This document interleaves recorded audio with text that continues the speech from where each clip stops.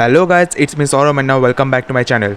जैसे कि आपको पता है, टाटा मेटालिक्स की तरफ से 3 रिक्रूटमेंट जारी किया गया था। एक ऑफिसर के लिए, एक डिप्लोमा ट्रेनी या तो सुपरवाइज़र के लिए, और एक अप्रेंटिस इंडस्ट्रियल ट्रेनी वर्कर के लिए। ठीक है, तो एक एक नोटिफिकेशन में जारी किया था। एक जो रिक्रूटमेंट फॉर ऑफिसर के लिए जो था वो बीई या तो बीटेक जिन्होंने किया है उनके लिए भी था, और जो लोग डिप्लोमा किया है उनके लिए भी था। ठीक है, और एक नोटिफिकेशन जो जारी किया था रिक्रूटमेंट फॉर डिप्लोमा ट्रेनिंग या तो सुपरवाइज़र, है ना, तो इसमें सिर्फ डिप्लोमा वालों को बोला गया था एज अ ऑफिसर के तौर पे रखा जाएगा इसमें। ठीक है, और एक जो निकाला गया था रिक्रूटमेंट फॉर अप्रेंटिस या तो इंडस्ट्रियल ट्रेनी वर्कर, ये था जो जिन्होंने 10th पास किया या तो 12th पास किया विथ ITI के साथ। ठीक है, ये उन लोगों के लिए भी था।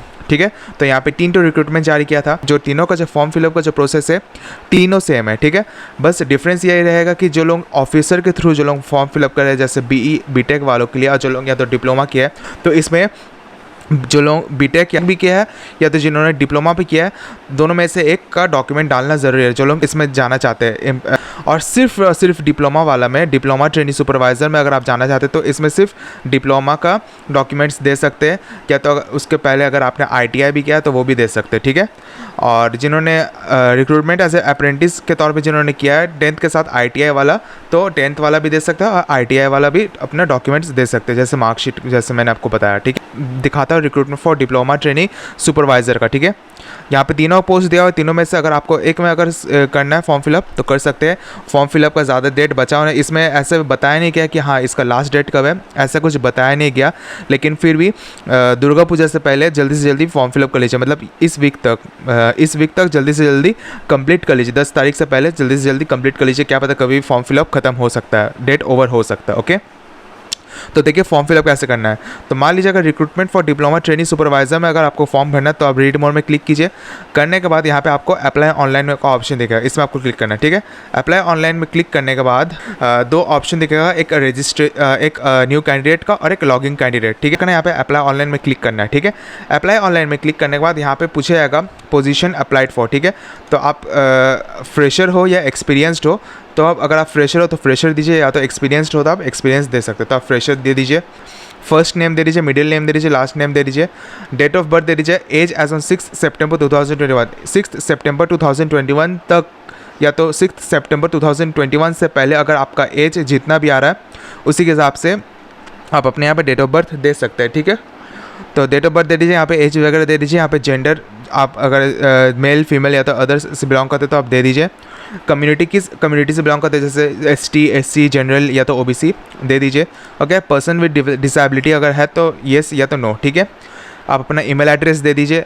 ओके, ऑल्टरनेट ईमेल एड्रेस, और ईमेल एड्रेस एक चीज़ सुन लीजिए, ईमेल एड्रेस वही दीजिएगा जो आपका चालू है। ठीक है, जो आपका चालू, जो वैलिड है, जो जिसमें मैसेज वगैरह आता है वही ईमेल आईडी दीजिएगा। ठीक है, बंद पड़ा हुआ पुराना वाला ईमेल आईडी मत दीजिएगा, क्योंकि इसमें ज़्यादा प्रॉब्लम होता है। ठीक है, क्योंकि कुछ भी नोटिफिकेशन आता है तो आपके ईमेल आईडी में या तो आपका फ़ोन नंबर में आता है। ठीक है, तो आप अपना देने के बाद यहाँ पे मोबाइल नंबर भी अपना वैलिड मोबाइल नंबर दीजिएगा जो आपके पास चालू रहता है। ठीक है, फिर मार्टियल स्टेटस अगर या शादीशुदा हो कि नहीं वो अपना दे दीजिएगा। ठीक है, मैरिड हो तो ठीक है, अनमैरिड हो तो वो भी दे दीजिएगा। ठीक है, देने के बाद अपना फादर्स नेम दे दीजिएगा। ठीक है, अब ऑप्शन आता है सेलेक्ट वैलिड ID प्रूफ। अगर आपके पास आधार कार्ड है तो ठीक है, पैन कार्ड है, या तो वोटर ID कार्ड, या तो ड्राइविंग लाइसेंस, इनमें से एक में आपको सेलेक्ट करना है। अगर आपके पास आधार कार्ड है तो आपको ID नंबर देना होगा। ठीक है, तो अगर आपके पास पैन कार्ड है तो पैन कार्ड का भी ID नंबर देना होगा। ठीक है, वो आप दे दीजिएगा। देने के बाद यहाँ पे आपसे पूछेगा विच device will you use for assessment, क्योंकि ये जो असेसमेंट एग्ज़ाम है ये प्रॉक्टर ऐप के थ्रू करवाया जाएगा। तो MCAT हो गया, और भी बहुत सारे प्रॉक्टर ऐप है जिसमें आपको ऑनलाइन एग्ज़ाम्स देना होता है। तो आप किस में आप एग्ज़ाम देना चाहते हैं। ठीक है, तो या इसमें आप सिलेक्ट कर सकते हैं, या तो आप लैपटॉप दे सकते हैं, या तो PC दे सकते हैं, या तो मोबाइल। अगर आप एक में देना चाहते हैं एग्ज़ाम तो आप सिर्फ लैपटॉप दे दीजिए, बाकी हटा दीजिए। ठीक है, अगर सिर्फ आप मोबाइल में देना चाहते हो तो आप सिर्फ मोबाइल दे के छोड़ दीजिए। ठीक है, या तो अगर आप लैपटॉप या तो मोबाइल दोनों में से एक में अगर देना चाहते हो तो आप ये दोनों में से आप ये दोनों ऑप्शन इसमें दे सकते हैं। तो अब जब एग्ज़ाम दोगे आप अपने मर्ज़ी, आप या तो लैपटॉप में एग्ज़ाम दीजिए तो आप मोबाइल में एग्ज़ाम दीजिए। ठीक है, हो गया। होने के बाद अपने यहाँ पे एड्रेस फॉर कॉरेस्पॉन्डेंस और परमानेंट एड्रेस। ठीक है, परमानेंट एड्रेस की बात की जाए, देखिए परमानेंट एड्रेस अगर आप जिस जगह से बिलोंग कर रहे हैं, ठीक है, वही जगह का एड्रेस दीजिएगा। और अगर आपने घर नहीं चेंज किया तो यहाँ एड्रेस फॉर कॉरेस्पॉन्डेंस में भी वही सेम रहेगा। ठीक है, बस इसमें क्लिक करेंगे तो आपका यहाँ का एड्रेस जो आपने फिल किया वो यहाँ पे भर जाएगा। ओके, और नेक्स्ट ऑप्शन है, अगर किसी ने अपना घर चेंज किया है ना, तो पहले जो आपका परमानेंट एड्रेस है वो यहाँ पे दीजिए, और जो एड्रेस फॉर कॉरेस्पॉन्डेंस मतलब जिन्होंने घर चेंज किया है वो घर का एड्रेस यहाँ पे दे दीजिए। फॉर एग्जांपल मान लीजिए कोई स्टूडेंट है जो रह रहा है रांची में, ठीक है, बट उनके पेरेंट्स का जॉब लग गया बोल के उनका घर ट्रांसफ़र हो गया कहीं दूसरा जगह, तो वो कहीं दूसरा जगह का पास एड्रेस यहाँ पे देना होगा। ओके, बात करते हैं अब एजुकेशन क्वालिफिकेशन। ठीक है, देखिए 10th है, 10th का बोर्ड डिग्री नेम, आपने जिस बोर्ड से आपने 10th किया वो दे दीजिएगा। पासिंग ईयर, कौन से ईयर में आपने पासिंग किया है वो दे दीजिएगा। स्ट्रीम तो साइंस ही रहेगा, तो आप यहाँ पे साइंस दे दीजिएगा। किस स्कूल से आपने किया है वो दे दीजिएगा, और एग्रीगेट परसेंटेज आपका कितना परसेंटेज है वो दे दीजिएगा। अगर आपने 12th किया तो सेम प्रोसेस वही रहेगा, बोर्ड नेम, पासिंग ईयर, कौन से स्ट्रीम से किया आपने, प्योर साइंस या तो बायो साइंस या तो कॉमर्स या तो आर्ट्स, आपने जहाँ से भी किया है तो वो यहाँ पे दे दीजिएगा। स्कूल का नाम दे दीजिएगा। अगर आपने ITI किया है तो दे दीजिए, नहीं किया तो कोई प्रॉब्लम नहीं, उतना कंपलसरी नहीं है। अगर आपने डिप्लोमा किया है तो डिप्लोमा दे दीजिए, अगर नहीं किया तो कोई प्रॉब्लम नहीं। ठीक है, अगर आपने बीटेक किया है तो बीटेक दे दीजिए, नहीं किया तो कोई प्रॉब्लम नहीं। ओके, जिन्होंने डिप्लोमा किया है तो डिप्लोमा वाला दे सकते हैं, और जो लोग डिप्लोमा के बाद जो लोग बीटेक कर रहे हैं D2T मतलब लैटरल एंट्री के थ्रू, है ना, तो उन लोगों को देने का ज़रूरत नहीं, क्योंकि वो लोग अभी बीटेक करंट चल रहा है। ठीक है, अगर वो लोग डिप्लोमा भी कर लिया और जो लोग बीटेक भी कर लिया, दोनों कर लिया, तो वो दोनों डाल सकता है इसमें। ओके, अब आता है एक्सपीरियंस डिटेल। एक्सपीरियंस, अगर आपके पास एक्सपीरियंस है तो तभी येस कीजिएगा, नहीं है तो नो कीजिएगा। ओके, अब आता है अपलोड डॉक्यूमेंट। ठीक है, फ़ोटोग्राफ अपलोड करना है JPG फॉर्मेट में, और एक चीज़, जो फ़ोटो है आपका करंट फ़ोटो होना ज़रूरी है। ठीक है, फ़ोटोग्राफ दे दीजिएगा।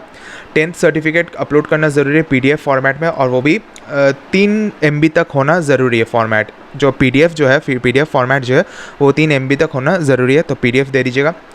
अपलोड BE या तो डिप्लोमा या तो ITI सर्टिफिकेट। ओके, अगर आपने डिप्लोमा किया है या तो BE किया है या तो ITI किया है, तीनों में से एक दे दीजिए। ओके, अगर आपने डिप्लोमा भी किया है या तो डिप्लोमा के साथ साथ अगर आपने बीटेक भी किया है तो डिप्लोमा और बीटेक दोनों का दे दीजिए। ठीक है, अगर आपने ITI और डिप्लोमा दोनों एक साथ किया है तो आप ITI का भी दे सकते हैं और डिप्लोमा का भी दे सकते हैं। ओके, और याद रहे सबका, अगर मान लीजिए जिन्होंने डिप्लोमा कंप्लीट किया है, फर्स्ट सेमेस्टर से लेकर 6th सेमेस्टर तक का सबका PDF होना ज़रूरी है। ओके, जिन्होंने ITI किया, ITI का फर्स्ट और सेकंड ईयर दोनों का मार्कशीट होना ज़रूरी है। ओके, बात करते हैं ID प्रूफ को लेकर, तो अपना ID प्रूफ दे दीजिए, जैसे आपने ऊपर में सिलेक्ट जिसने आपने सेलेक्ट किया था, जैसे आधार कार्ड हो गया, वोटर कार्ड हो गया। अगर आपने आधार कार्ड उसमें सेलेक्ट किया तो आपको इसमें आधार कार्ड देना ज़रूरी है। वोटर कार्ड दिया तो वोटर कार्ड देना ज़रूरी है।